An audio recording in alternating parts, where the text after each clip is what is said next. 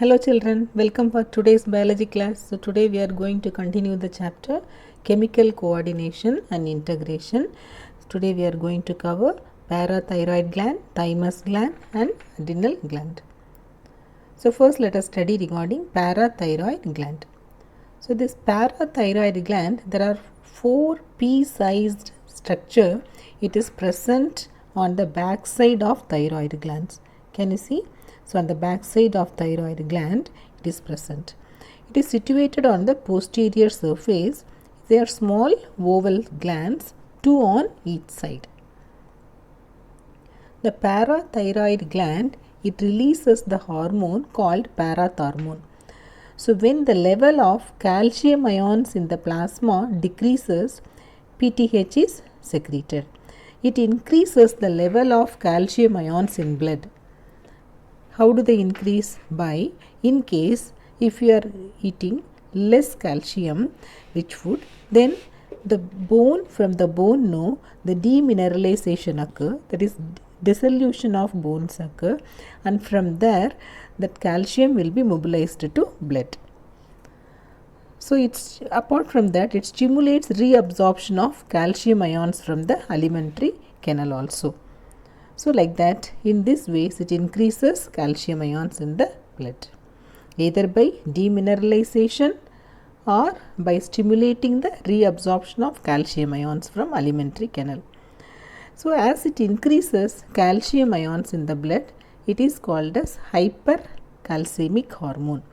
Along with thyrocalcitonin, so the PTH, it plays an important role in maintaining the calcium balance of the body. So disorders, you call that as hypocalcemia, when the calcemic hormone, when it is less, hypercalcemic hormone, that is parathormone, when it is less, you call that as hypocalcemia. So in that cases, it produces this type of symptoms, means the pigmentation, it is developed in the hands. Next one, let us study regarding thymus gland. So the thymus gland, so it is no small gland, it is present closer to heart. So and this, when it is mainly it is present in front side of the heart, upper chest near the front side of the heart. It is soft pinkish bilobed mass of lymphoid tissue. So the functions of thymosins, that is the secretion of thymus gland, you call that as thymosins. It play a major role in differentiation of T lymphocytes, which provide cell mediated immunity. In addition, thymosins also promote the production of antibodies to provide humoral immunity. Thymus is degenerated in old individuals, resulting in a decreased production of thymosins. As a result, the immune responses of old persons, it becomes weak. Next, let us study regarding adrenal gland. So adrenal gland, so they are 2 glands, you can see here. So it is present over the kidney. So top of the kidney it is located. So they are conical yellowish bodies. Each has 2 distinct regions. So that one you call that as adrenal cortex and adrenal medulla, and both of them they show various function. So first, let's see here, adrenal cortex, it releases the hormones glucocorticoids, mineralocorticoids and sex hormones. So cortisol is an example for this glucocorticoids, and aldosterone is the example for mineralocorticoids, testosterone, this from sex hormones. Then adrenal medulla, it releases epinephrine and norepinephrine.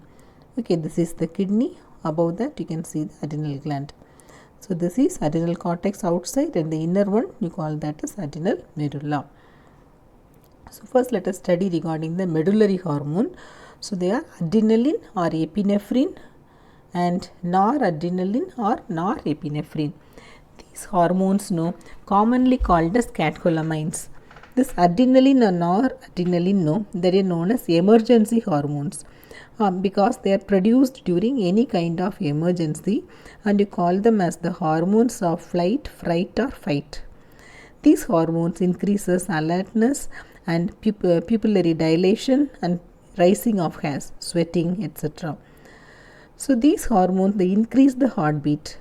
the strength of heart contraction and the rate of respiration. Okay, and it promotes the breakdown of glycogen, resulting in increased concentration of glucose in blood. Also, it promotes breakdown of lipids and proteins also. Next, let us study regarding cortical hormones. Adrenal cortex, it is divided into three layers: zona glomerulosa, that is outer layer; zona fasciculata, that is middle layer; and zona reticularis, inner layer. Adrenal cortex, it secretes many hormones and it is known as corticoids. The outermost layer, it secretes aldosterone and it is mineralocorticoid. It regulates balance of water and electrolytes in the body.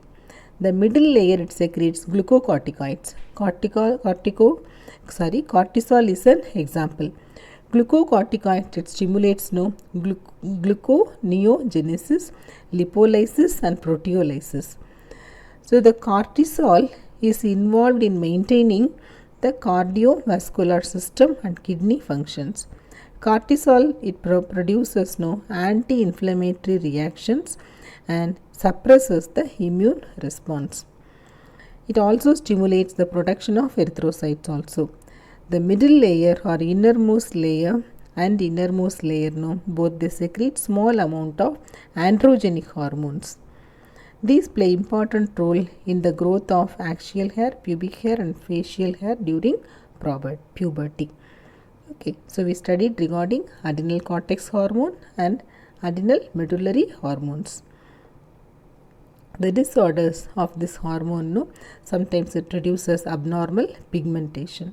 Okay, so today we are concluding up to this. We will meet in the next class.